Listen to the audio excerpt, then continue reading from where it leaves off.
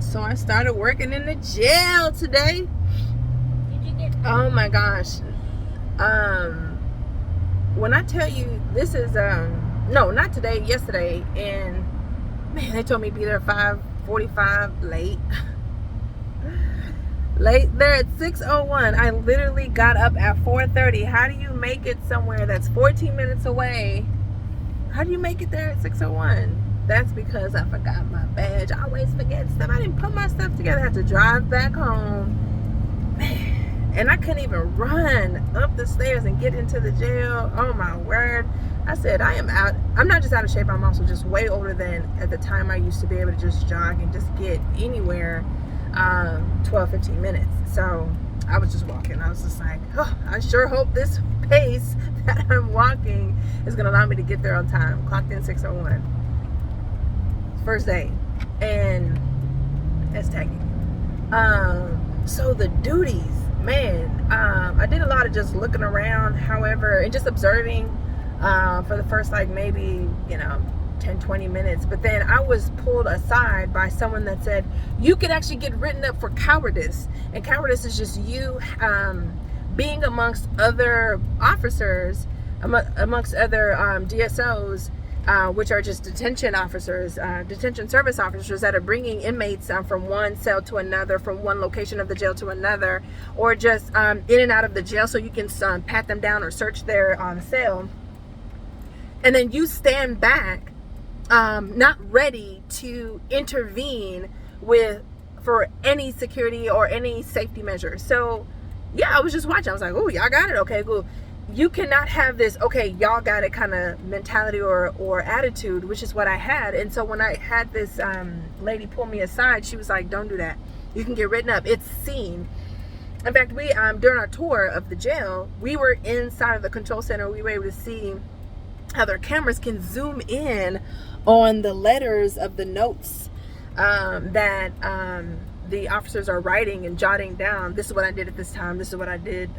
Was able to accomplish what I was able to do. What. I made this round. What.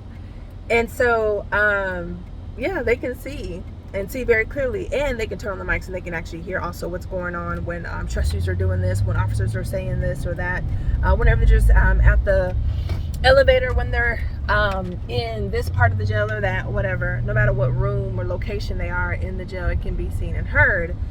And so that was probably the most updated thing in the jail. So I'm in there, man, I'm wearing my uniform, and I don't know why I'm sitting like a man, but the way that the buckle is positioned, unstrapping across me, and this heavy jacket's a big, I think it's called a bomber jacket. Matter of fact, this is it right here.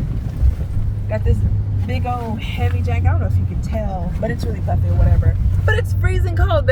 I know that a lot of places will freeze up a place to keep down the viruses, diseases, or whichever that are communicable, that are just in the air, that are just out there, that could be spread. And so they'll raise the temperature. It was cold.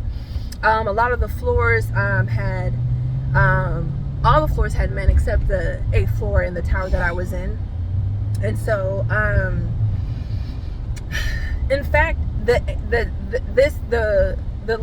female floor was actually the most neglected and despised floor to be on. Turns out the women will try to ask you to do this and do that for them so many times that that your degree of awareness has to decipher whether this is them being manipulating or they really just need this. And I don't want to do either one. But the worst was to get on that floor with the mental behavior. Man, these women came out hollering and screaming, and I was just like, oh my God. This reminds me of my home. This reminds me of my marriage. This reminds me of the verbal spasms that he has. And I'm just like, who knew marriage would train me for jail? I was hearing and seeing his face on the behaviors that I was coming in contact with, and I was just like, wow, he needs to be up in here. He's just out there roaming, and I'm just like, yeah, he's a lucky one. I don't believe in luck, but it's amazing that I'm finding people that are matching. It's like a puzzle piece, and he's the missing puzzle piece, and it was in there. And I'm just like, your behaviors are screaming out at me in this jail. And I'm just thinking about my spouse as I'm coming in contact with some of the inmates, and some of it was just acting and for show and for maybe intimidation, or maybe they are in the rightest in the capacity in which their mind can operate. I wasn't fooled by it. Them smelling like piss, them smelling like poop, whatever, all that hollering and calling names or whichever. I was able to be silent and calm and not affected. It was chaotic, it was loud, and it was abusive. But for me to feel within me the way I do right now, the same time right there, like I was watching the TV. And then as I was holding her, I was told, okay, just follow me, because another deputy had another D.S.O had another inmate, and I had another one, and I was just following her. And she could have gone I don't know if she could have gone all day. So I do know that within that time, I was able to just be in the same state I am right now making this video. Wow. Not interested in going back. I'm actually interested in becoming a deputy, which is the next step up, which is you getting in the sheriff car, patrolling, and then sending out what is it called, evictions and warrants and stuff like that. I'm more interested in that. But I do know that it's still a job that has elements that I may not want to be a part of, just like this one. I'm in the jail that looked like it was made 100 years ago, and so it's just not even aesthetically pleasing compared to the other jail. I wanted to be in there, but it's still jail. To see these men in cages all the way up, or these women in cages, and then to go into the cell. Ain't nobody trying to be all close with somebody that chose not to shower. Maybe they're just sorrowful right now for the past couple of days, or they're really depressed, or they just got bad hygiene. And yes, the women were smelling the worst. In fact, I had to wash my face and the inner of my nose so that I could do my best to remove the smell when I got off work. But yes, the fact that I have work, there's so many things that I have in mind that I'm going to that I want to do. Looking for an apartment, looking for a place to keep my kids while I'm in. No more homeschooling then, I guess, unless I can find a co-op that is in this area close to the school. And but I was just like, wait, I don't have to do anything. My husband asked that I go contribute. I need to bring money to the table. I need to be financially I can't talk about finances because I don't have work. I can't talk about finances. I can't question him about finances because I'm not contributing to the table. What am I bringing to the table?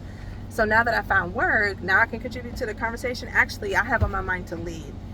But because of the conversation I had tonight with my sister in Christ, she was just like, we are required to be a helper, and we need to be that in every step of the way. If they leave, they leave. And we don't question that. But we need to be, and so for me, I felt challenged within my heart, which is crazy. I didn't even bring that up to her today, but I have brought it up to her in the past. And so, but it's still fresh on my mind, even at this moment, even at that moment while I was talking with her, for me to stay longer. But I don't need to look at it that way. I need to look at every and all things biblically, which is really what I'm not trying to align with. I am so far, to the best of my knowledge, but it says my people perish for the lack of knowledge, so we still can perish, but no one is called to be perfect. So in what I do know, I need to make sure that I interpret it right, and if I cannot interpret it right, stay put and ask God to rearrange if it's in his will. And if not, I need to persevere. I need to do James chapter 1 verse 1. They leave, deuces. I leave. I am not living biblically.